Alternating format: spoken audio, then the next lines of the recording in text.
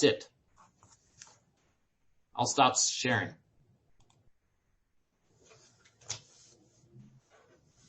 Thank you, Jonathan. And so really, we want to turn to our guests that are here for just the first half hour and just ask, do you have questions of the team, questions about what was just shared? And I don't know, you may already be totally up to speed, so feel free to take it where you'd like to. So Mayor, I'll start with you. Sure. Thanks very much. Can you guys hear me? I'm still trying to, I'm a millennial, so I didn't understand the Hotel California reference. I'm joking. I'm not. So I hadn't seen this most recent update, so I really do appreciate it. My comments are going to be fairly brief. I just want to say thank you. Thank you, George. Thank you, Oriel, who I haven't had a chance to meet yet, for your work, as a fellow.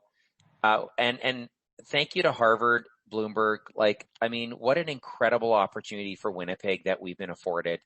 I wish I could come on and say, you know what, surprise news. Michael Bloomberg has given us $1 billion, so we're going to continue this.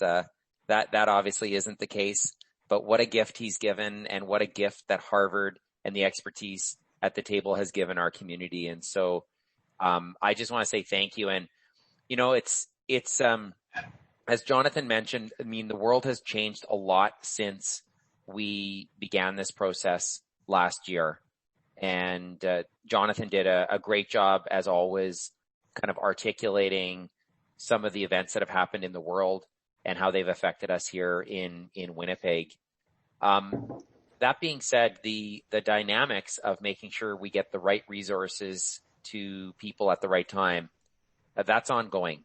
And it's something that requires really smart people, and really smart people with a framework for collaboration so that they can be empowered to do the work that is happening amongst this group. And so I'm really grateful for each of you for putting your energies towards supporting this effort. I want to assure you that I'm going to do my part in the weeks and months to come to make sure that I'm respecting that work and doing my best to help implement it. But it's interesting when you look at the presentation, it's pretty common sense. If somebody were just plop down and you see it, it's like, yeah, that makes a lot of sense. Just do it. And for folks who have spent a lot of time in government, and where there's different agencies, kind of breaking down those silos to get us better operationalizing what I think everybody intends is the challenge for us. And I think this work has given us a roadmap for how we can do that. It's given us kind of a path forward, and the test and the challenge for us will be to see how well we can implement and what we learn along the way, and how we can be adaptive to those challenges. But I'm really confident with the group that's been assembled, the goodwill that's in this community right now for this work. I know a lot of the discussion is often through a financial lens, but I know it's not lost on anybody on this call that there will be real Winnipeggers who will benefit from having a service delivery agent or agency help them that isn't as traumatizing as having the police show up on your door or fire and paramedic. And not only will governments benefit from, I think, more efficient operations, but also the individuals will get the support that they need at the right time to a much greater extent than we're able to do right now. And so I just want to say thank you. Much of the discussion over the last number of months since George Floyd's passing has really circled around, the defund the police and that sort of thing. And in many ways, our police service and our community has been well ahead of the public dynamic that's happened more recently. We were very early on.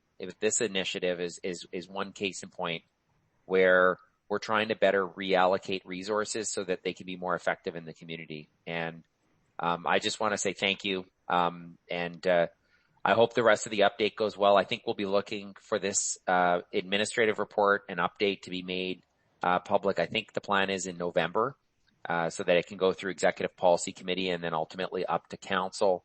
And I'm really excited. I think the community is going to receive this very favorably.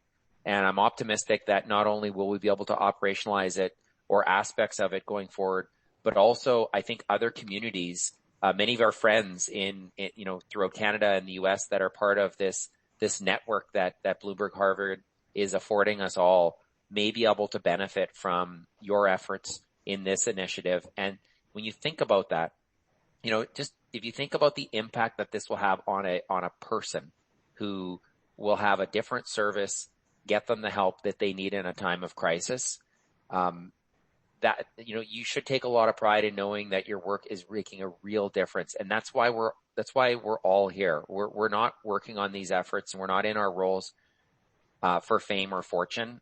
We're all ultimately here just to make a difference for people, and your efforts are going to accomplish that. So thank you, and appreciate the opportunity to say a few words right now. So thanks, everybody. Thank you, Mayor. I guess Mike or Jason, do you have any questions or thoughts that you would want to offer? I deferred to the CAO first. Okay, perfect.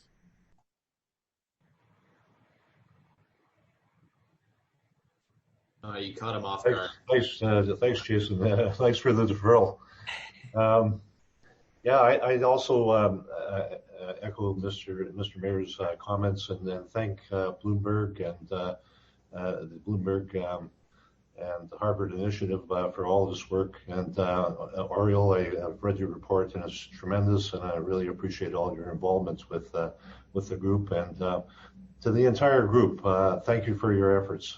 That's such a great job, and it's such an important issue for Winnipeg. And the thing that I notice most, and I've been talking to Jonathan on a regular basis, is implementation.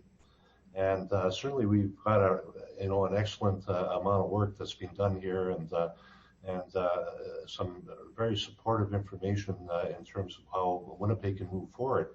And so I was really interested in the recommendations, and I was really pleased to see the recommendations in the sense of referring this back to our chiefs, our two primary chiefs, which the chief of police and our chief of fire and paramedic services. And I spoke to both of them yesterday just to find out if they were on site. And I got to tell you that I was really, really pleased to hear that they were embracing this so closely, and were really enthusiastic to roll this out in some fashion, realizing too that there's a transition. It's going to take time to do that and to bring things along.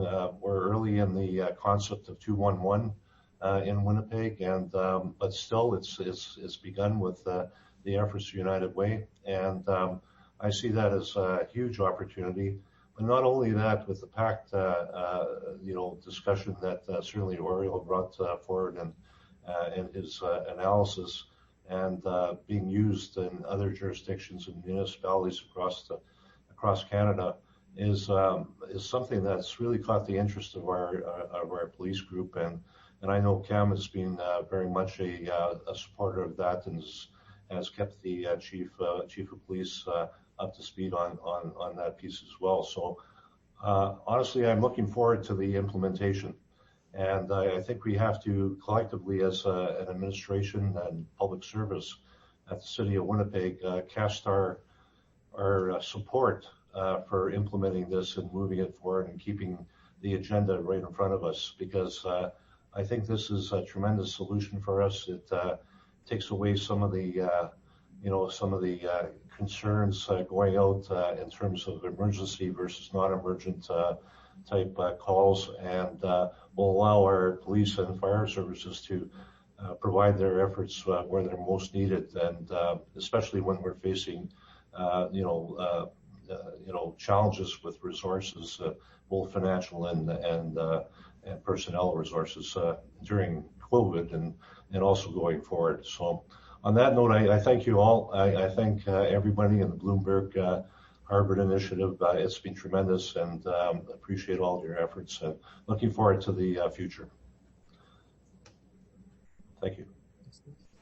Thank you. Did you want me to jump in, George? Please.